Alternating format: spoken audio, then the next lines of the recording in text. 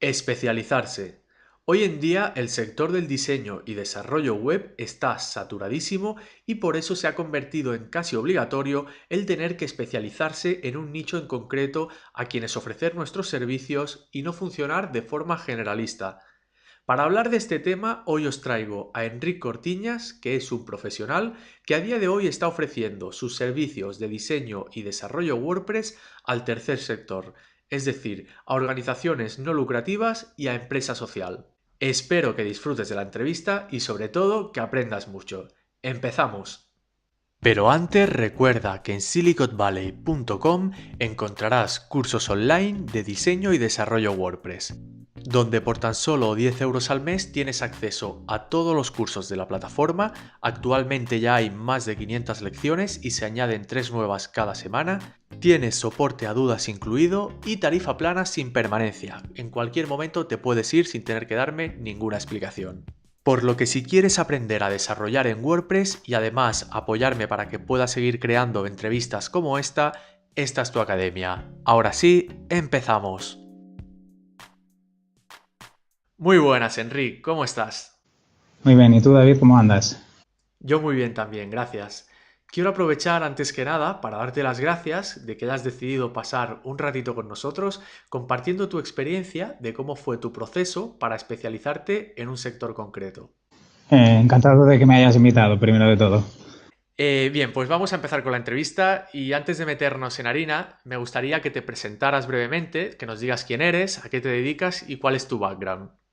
Mira, yo me dedico a trabajar con organizaciones sin ánimo de lucro y las ayudo a conseguir sus objetivos y mejorar su impacto social. Lo hago de dos maneras, gestionando proyectos e intentando que apliquen nuevas tecnologías o tecnologías de la información, las TIC, en su día a día. Mi formación es de biólogo, pero durante muchos años he sido gestor de proyectos y trabajo mucho en el ámbito de la comunicación. Y entonces, una duda que tenía era, ¿cómo es que decidiste formarte en diseño y desarrollo web? Pues de mi experiencia trabajando en organizaciones sin ánimo de lucro, yo soy biólogo, empecé a trabajar en una pequeña asociación ecologista de las comarcas gironines. Durante mi época como voluntario, trabajador, he pasado diferentes etapas dentro de la organización. Me di cuenta de que uno de los puntos débiles de la organización era la comunicación y, en segundo lugar, la comunicación a través de Internet, redes sociales. Y en este proceso con un proveedor descubrimos WordPress, ¿no? Nosotros veníamos de trabajar con proveedores que hacían desarrollos a medida, con CMS propietarios de ellos. Y un proveedor que llegó casi de casualidad, teníamos que hacer un proyecto de un blog de noticias sobre medio ambiente y nos descubrió WordPress, ¿no? Y en el 2000, creo que era 2015, 2014, no me acuerdo muy bien. En el 2015 descubrimos WordPress y dijimos, ostras, hay otra manera de hacer páginas web, podemos gestionar los contenidos de forma muy fácil y hacerlo con el proveedor a nuestro lado, pero con una cierta autonomía, ¿no? Y eso nos descubrió un mundo y a mí en ese momento que estaba muy ligado a la comunicación de la organización, era el responsable de comunicación, hacía de portavoz, dije, ostras, esto nos permite generar de cada proyecto que tenemos, que teníamos muchos proyectos, crear una página web, crearle una campaña de comunicación específica con un coste muy económico, ¿no? Y a mí me quedó el gusanito, ¿no? De decir, ostras, esto para las asociaciones como la nuestra, que es pequeña, que tenemos pocos recursos, que son limitados, es genial, ¿no? Y entonces yo empecé a aprender, ¿no? A través de Internet, a través de Udemy, otras plataformas, después con Silicon Valley, pues para subir un poco en esa parte. Ahora yo me digo que soy implementador, ¿no? Sé las cosas básicas, pero a veces noto que me gustaría saber un poco más, ¿no? Pues en ese proceso decidí que aprender a programación y sobre todo WordPress era muy bueno para trabajar con organizaciones sin ánimo de lucro. Genial. Ahora sí, vamos a entrar al tema de hoy, que como te comentaba antes, es que nos expliques un poco cómo fue este proceso de especialización, que creo que en tu caso lo has resuelto perfectamente, y es que es una duda que me preguntan muchos alumnos, ¿no? ¿Cómo puedo elegir mi nicho y qué proceso debo seguir? Y como te digo, creo que tú lo has clavado en ese sentido y me gustaría conocer un poco sobre tu caso. Por lo tanto, ya lo has dicho un poco por encima, pero cuéntanos específicamente cuál es tu nicho de mercado al cual te diriges para tus servicios de diseño y desarrollo WordPress. Básicamente, organizaciones sin ánimo de lucro o empresas que tengan un espíritu social, ¿no? Que se llaman empresas del ámbito social, como podrían ser cooperativas, ¿no? Escogí este nicho básicamente por la razón de que he trabajado durante muchos años en el sector asociativo, pero no solo como trabajador, también he sido voluntario, ¿no? Y es un sector que conozco mucho el lenguaje y me siento muy cómodo con personas de este nicho, digamos, ¿no? Me cuesta decir nicho porque nosotros hablamos de sector. Y lo escogí porque de manera natural es aquello que conozco, es aquello con lo que me siento más cómodo, ¿no? Supongo que si me hubiera planteado a quién le quiero ofrecer, como por ejemplo, ¿no? Quiero ofrecer páginas web para dentistas, ¿no? Seguramente necesitaría un aprendizaje sobre el lenguaje que usan o el tipo de servicios que ofrecen, ¿no? Y en cambio, como conozco bastante bien diferentes tipos de asociaciones, diferentes tipos de organizaciones, personas que trabajan en organizaciones, personas que son voluntarias, ¿no? Pues, bueno, no es que pensé, ¿no? En realidad me ha salido de forma natural enfocarme a las entidades y a las fundaciones, ¿no? Para ayudarlas a mejorar, ¿no? Y muchas cosas que he aprendido durante estos años, tanto como voluntario como trabajador, ¿no? Las puedo aplicar en el día a día de los proyectos de desarrollo que ofrezco a estas organizaciones, ¿no? Incluso yo enfoco mis servicios en WordPress, pero a lo mejor te llega a una organización donde el producto no tiene que ser WordPress, a lo mejor tiene que ser un Drupal o una cosa hecha a medida, o simplemente un grupo de Facebook, ¿no? O un Wix no es que me guste, ¿no? Pero bueno, si depende de los recursos o la situación, y por eso escogí este nicho, digamos. Está muy bien y aquí quiero resaltar un poco el tema de la importancia de conocer el sector en el que te estás metiendo. Ya lo has comentado tú, ¿no? Elegiste este nicho principalmente porque ya estabas dentro desde hacía muchos años y quizás detectaste, bueno, ya lo has contado, detectaste una oportunidad, ¿no? Junto que podías unir lo que es WordPress, la facilidad que te da para crear sitios web y la necesidad que ellos tenían, pues quizás no con muchos recursos, poder crear un sitio web, ¿no? Es decir, lo que te comentaba de que es súper importante conocer en qué sector, en qué mar estás nadando un poco, ¿no? En qué aguas. Sí, yo creo, por poner un ejemplo, muchas organizaciones trabajan con proveedores, como te decía nosotros, como hacíamos al principio, y acabas, no digo que los programadores tengan pocas habilidades comunicativas, algunos, no quiero tampoco generalizar, ¿no? Pero te das cuenta de que hay ciertas barreras lingüísticas o de conceptos, ¿no? Que a veces yo he trabajado mucho como cliente, digamos, o he sido cliente, ¿no? Y he sido ofrecedor de servicios. Y te das cuenta de, no acabo de entender qué me está explicando o no acabo de comprender qué es lo que me ofrece como, ya no como servicio, sino como solución al problema o lo que buscamos resolver, ¿no?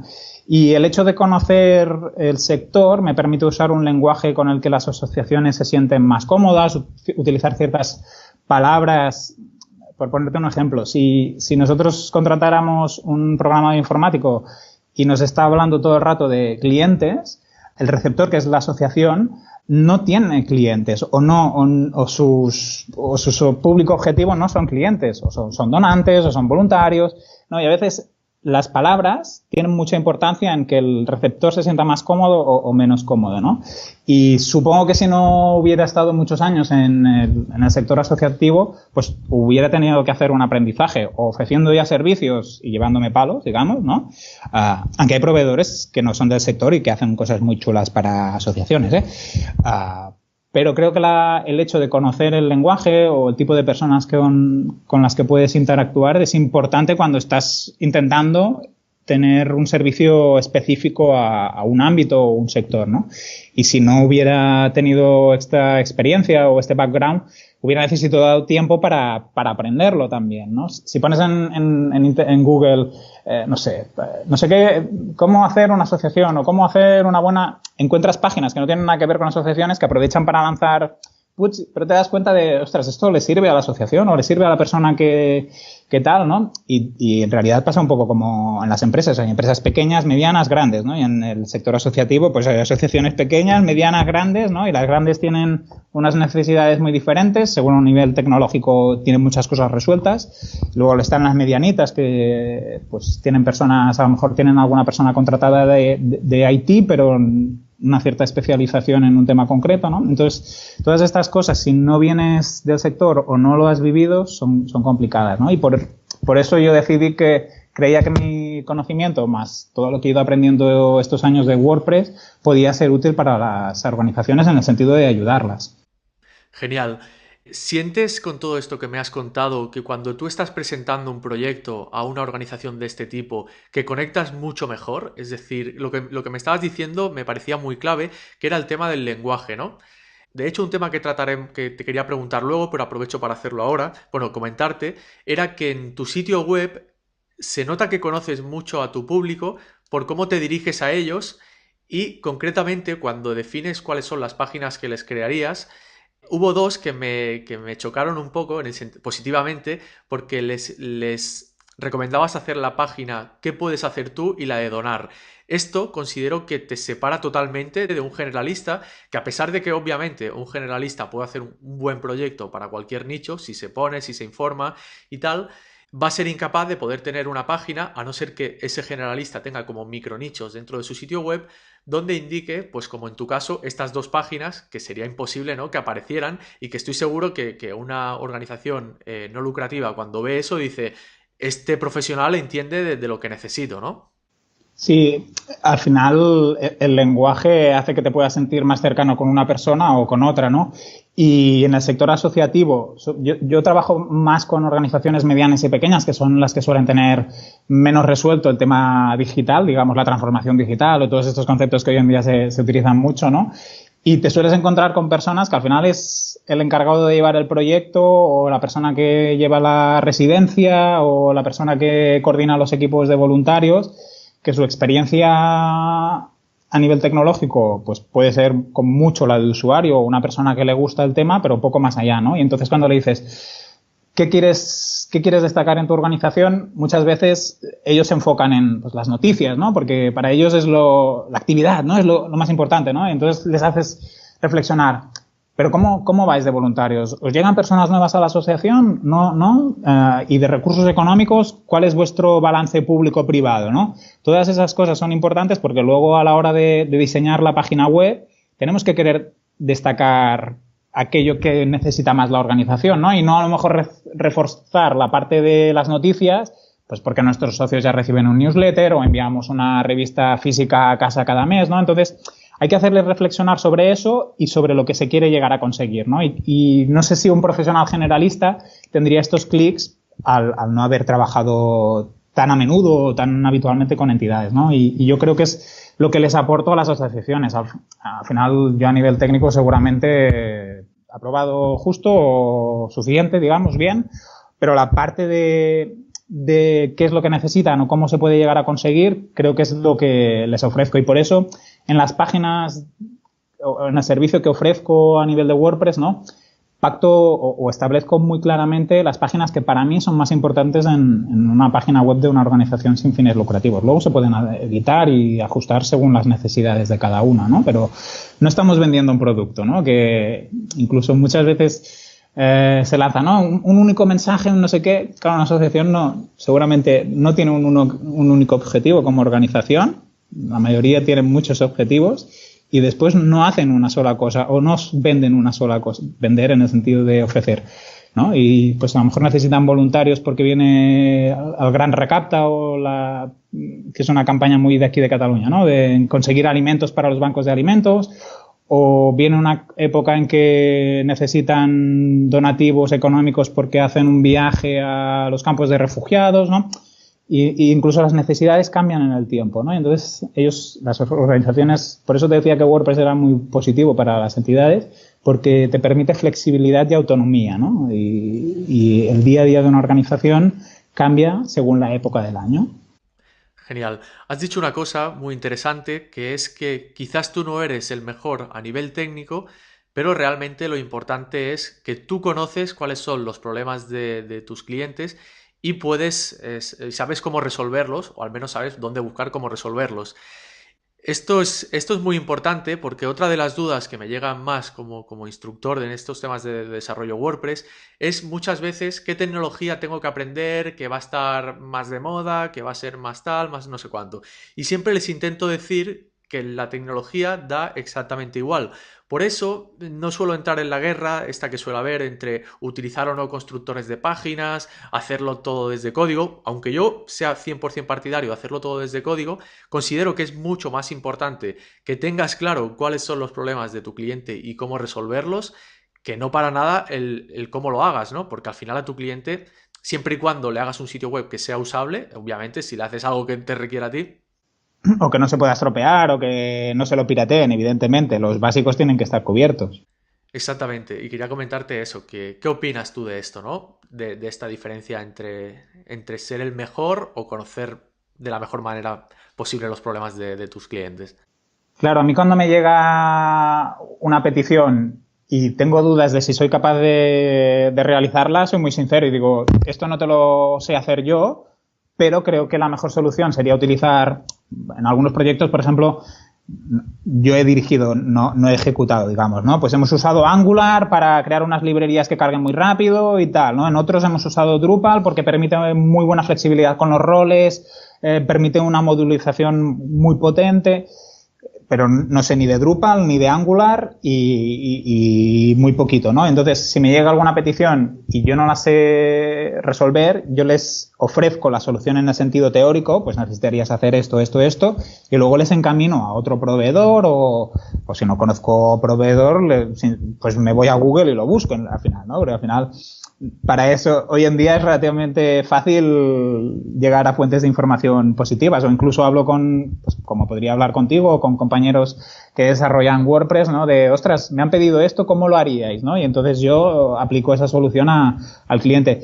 Yo creo que al final la tecnología, no sé cómo será en otros nichos. A las personas que trabajan en una organización sin ánimo de lucro les importa bastante poco si es WordPress, si es PHP 5, 7, eso les es igual, ¿eh? O sea, lo que ellos quieren es que la cosa funcione, les sirva para su objetivo, ya sea pues explicar bien sus historias o así, y que sea fácil de mantener con bajo coste. El bajo coste es casi como, pero no es obligatorio, ¿no? Pero muchas piensan, ¿qué me va a costar esto, no? O cuánto tiempo voy a tener que destinar a esto, pero piensan mucho más en el tiempo que no en el dinero, ¿no? Y yo creo que para las organizaciones sin ánimo de lucro, supongo que para otros sectores también, ¿no? Porque al final, pues sí es WordPress fantástico, les explicas, ¿no? Es código abierto, pero incluso en el sector asociativo, a veces lo del código abierto, que teóricamente se tendrían que sentir cercanos a la forma de trabajar o a la filosofía más que a la forma de trabajar, ¿no?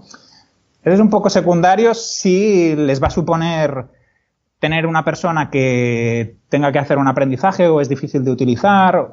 Entonces, tecnología, ellos piensan en tecnología y piensan como una barrera o una dificultad, ¿no? Y mi trabajo, parte de ese trabajo es ofrecerles soluciones que sean fáciles para ejecutar, porque en realidad eso no es lo que ellos hacen. Bueno, luego si hablas con el IT, sí, ¿no? Entonces ahí ya es otro. Pero si estás hablando con personas que no son técnicas, pues no necesitan saber la tecnología, necesitan saber cómo usarla, eso sí, ¿no? Y parte del proceso es acompañarlos en el aprendizaje, yo creo que es mucho más importante enseñar a cómo usar lo que tú les has ofrecido que no decirle esto es de vanguardia, nadie lo utiliza, pero es lo mejor. Eso yo creo que tiene poco valor, ¿eh?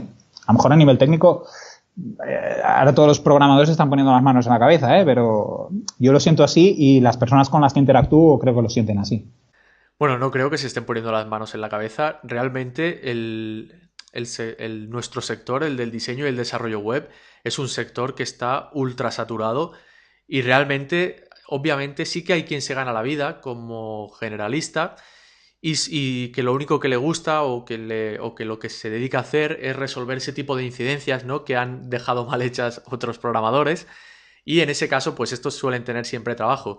Pero realmente el que espera ganarse la vida solamente enfocándose en precio y no enfocándose en un sector a resolver los problemas, yo humildemente opino que no tiene mucho futuro, porque cada vez es más sencillo, cada vez hay herramientas que te permiten crear una página web mucho más de forma más sencilla y con lo cual o decides tirar a un nicho muy concreto o no tan concreto pero que conozcas a la perfección o lo llevas clarinete.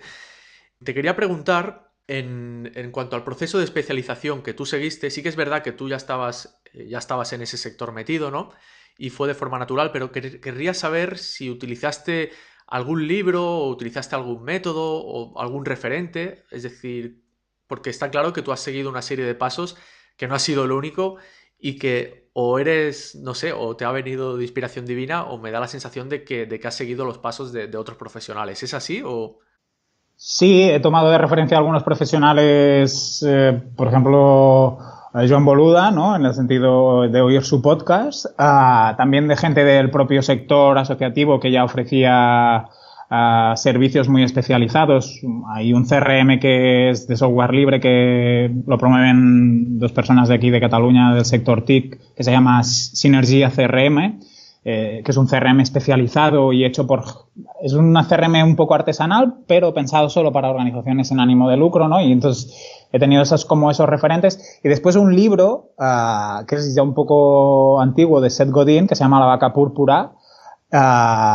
Es relativamente fácil de leer, no es muy complicado, pero te enfoca mucho, habla mucho sobre especializarte como ofrecedor de servicios, ¿no? Y en ese paso pues he ido construyendo mi marca personal y mi carácter de servicios dirigidos a organizaciones sin ánimo de lucro y luego el servicio más específico sobre WordPress para organizaciones sin ánimo de lucro.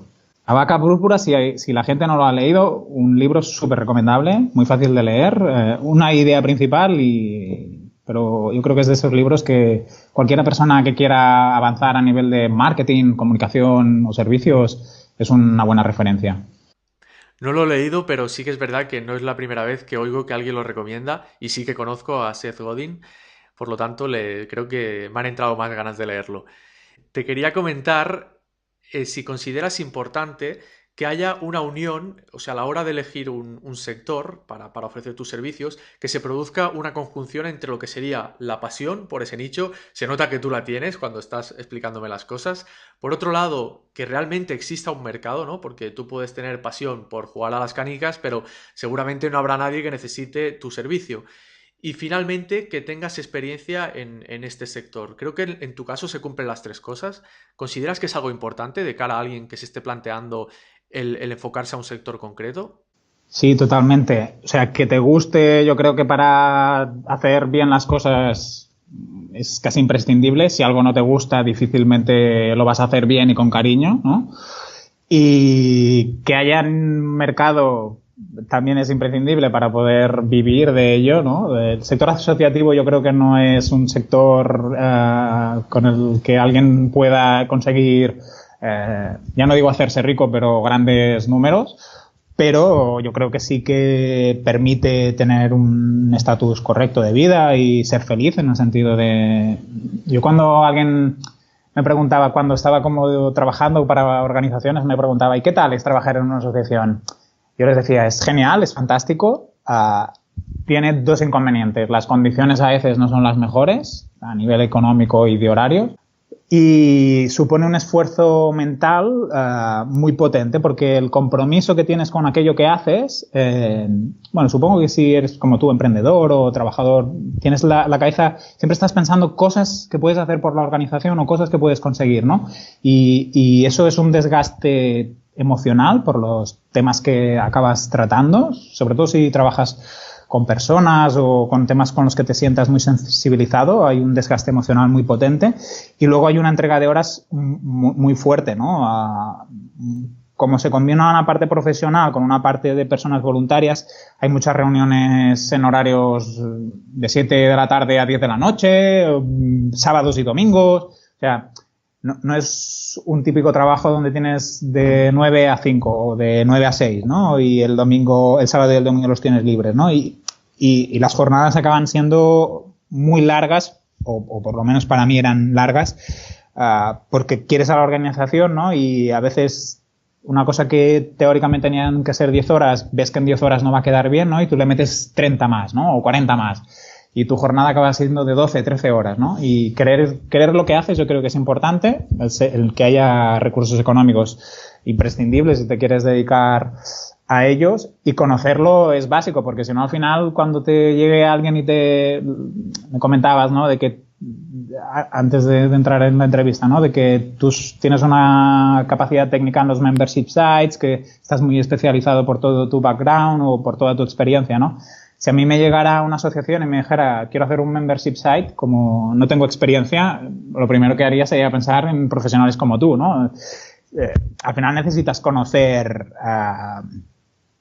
tener una base técnica y de conocimientos básica, a lo mejor no hace falta que sea muy avanzada, pero básica para poder ofrecer bien ese servicio.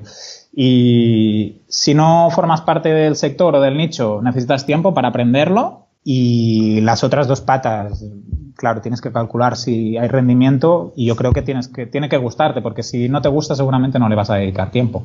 Sí, ¿no? Quizás llegar a un punto en que te aburrirás y en cambio si te gusta, a pesar de que sea un nicho en concreto, parece mentira, pero siempre suele haber cosas que aprender, ¿no? Es como que a veces te dicen, no, si te metes en un nicho te vas a acabar aburriendo porque es algo limitado, pero yo en mi caso cuando me especialicé en un nicho veo que es como que no paran de ampliarse, ¿no? Las cosas que aprendes, es como hacer un doctorado, ¿no?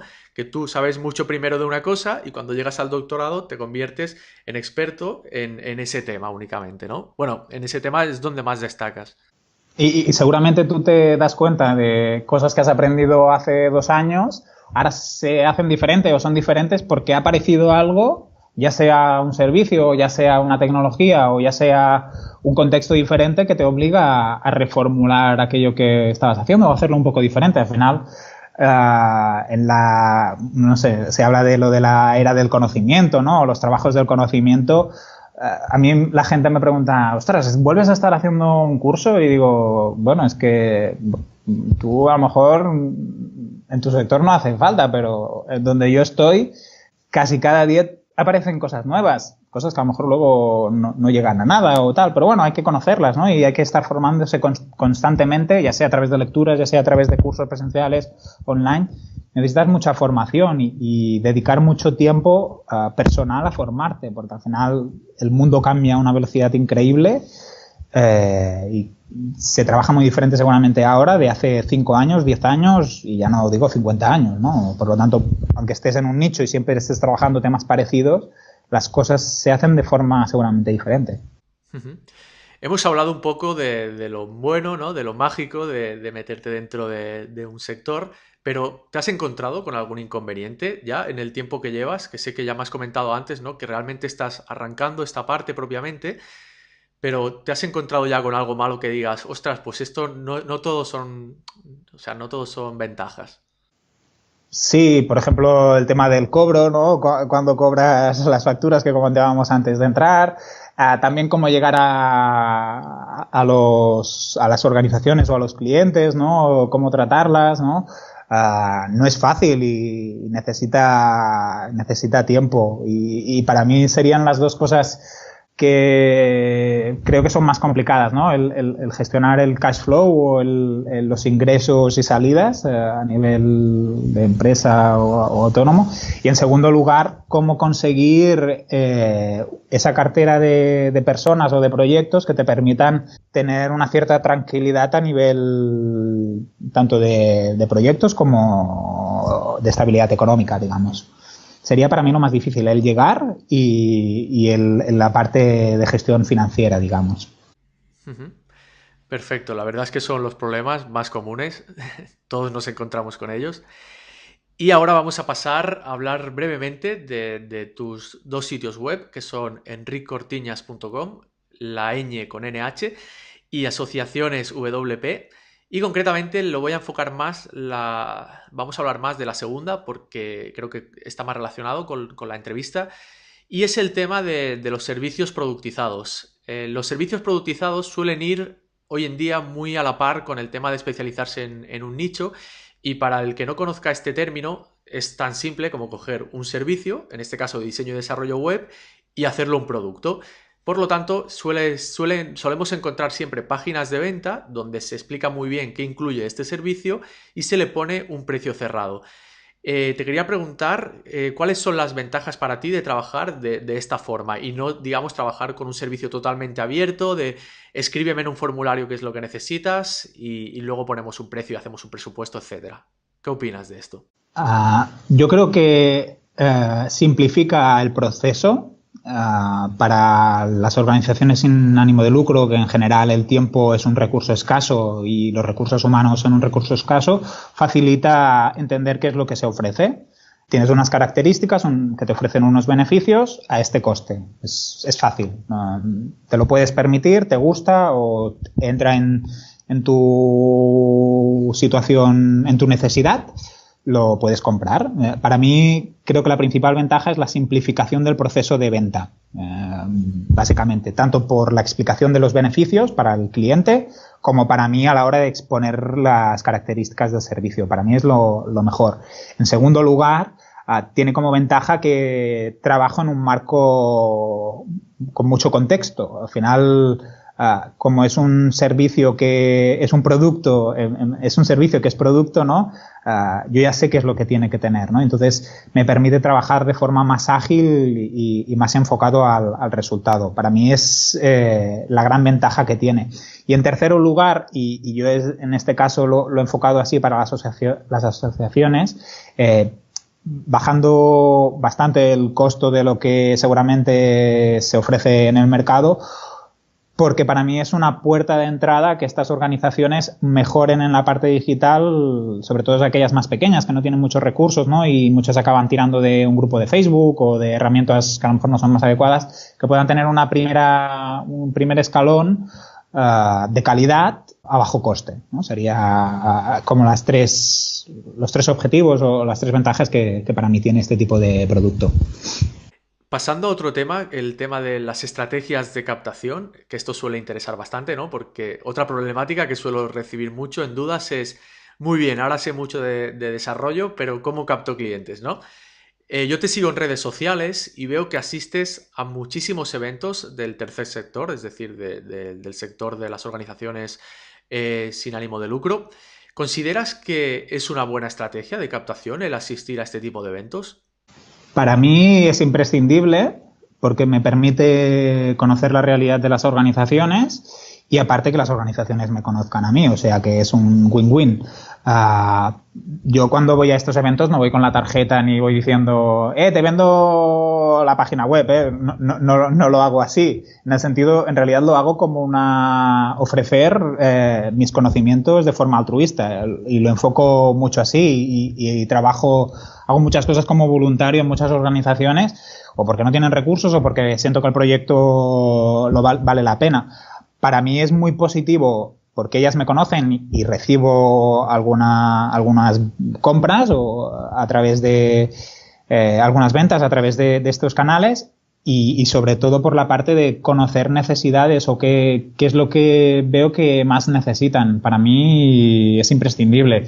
Y en estos eventos o charlas en las que participo, a veces como oyente, a veces como coorganizador o incluso yo como ponente, pues me permite que se me dé a conocer, ¿no? Y al final, cuando nosotros vamos a comprar un producto, si es tipo marca blanca, pues supongo que no nos importa mucho quién lo produce, cómo, pero a la que el producto empieza a ser más específico o necesita una interacción humana, que yo creo que es uno de los factores de decisión de compra más importantes, pues que te conozcan o no te conozcan es un factor muy diferencial. Luego hay otros factores, ¿no? El precio, los tiempos de entrega o la calidad o las necesidades, ¿no?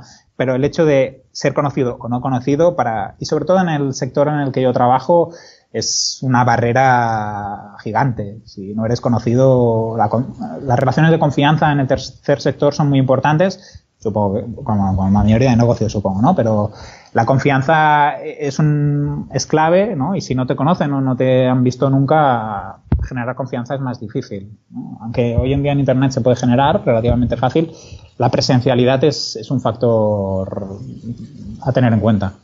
Y las charlas con entidades para mí son mucho más importantes que con otros servidores de servicios para ONGs, por ejemplo, ¿no? aunque pueda tener aprendizajes o puedan ser interesantes, estar al lado de los posibles clientes es muy importante. Y no con la idea de vender, ¿eh? En realidad yo creo que eso, para mí, no me sentiría cómodo si estuviera repartiendo flyers, digamos. De hecho, creo que lo has explicado de forma totalmente genial, que es lo que tú dices, ¿no? Poder conocer de primera mano, hablando con ellos, cuáles son sus necesidades, ¿no? Que con el tema este de la metodología Lean se puso muy de moda el crear un simple formulario de Google Forms y con esto ya lo tienes. Esto nada más lejos de la realidad. Es importante que vayas a campo, lo que se suele llamar, ¿no? En el tercer sector, trabajar propiamente en el terreno. Y además creo que es clave para construir tu marca personal en este tipo de sectores, como tú dices, que se basan en relaciones de confianza. Al final lo que acabas trabajando es con otras personas y sobre todo cuando estamos hablando de ONGs, donde se está moviendo dinero que no se lo están llevando al bolsillo, sino que ese dinero se va a aprovechar para hacer buenas acciones, para hacer acciones que ayudan a los demás, pues es clave que no entre una persona que te la pueda liar, ¿no? Con ese dinero que viene de socios. Y finalmente, para llegar un poco al final de esta entrevista, me gustaría preguntarte, en base a tu experiencia, ¿cuál consideras que es la mejor estrategia de captación? Ya sea blog, redes sociales, inbound marketing, un poco tu experiencia o qué estás aplicando en estos momentos. Yo uso tres cosas, digamos, la participación en eventos que estábamos diciendo, ¿no? Y ser conocido en el propio sector.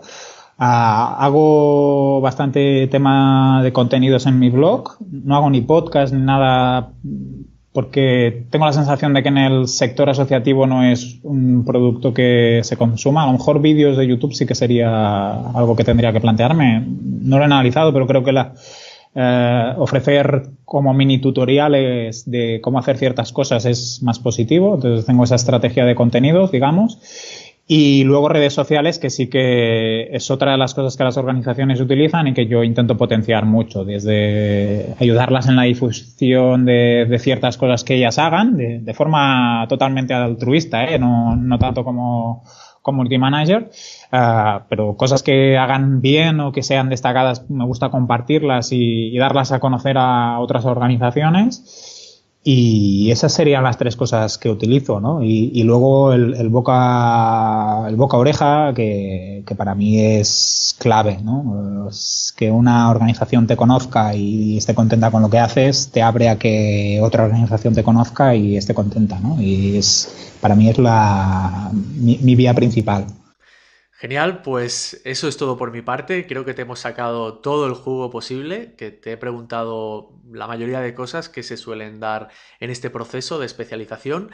Quiero aprovechar de nuevo para darte las gracias por haberte tomado el tiempo y compartirlo con nosotros, compartiendo tu experiencia.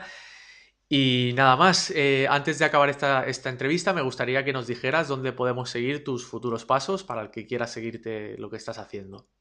Pues cualquier persona se pone en Google Enric Cortiñas con ñ y AS, verá mi página web, programas de radio donde he participado, redes sociales y creo que es la forma más fácil de que me encuentren. Y si alguien tiene una organización y tiene dudas o necesita que le eche una mano, pues estoy a su disposición. Y muchas gracias por invitarme, David, y ofrecerme este ratito de conversación contigo. Pues muchísimas gracias a ti y te mando un abrazo. Un abrazo, David.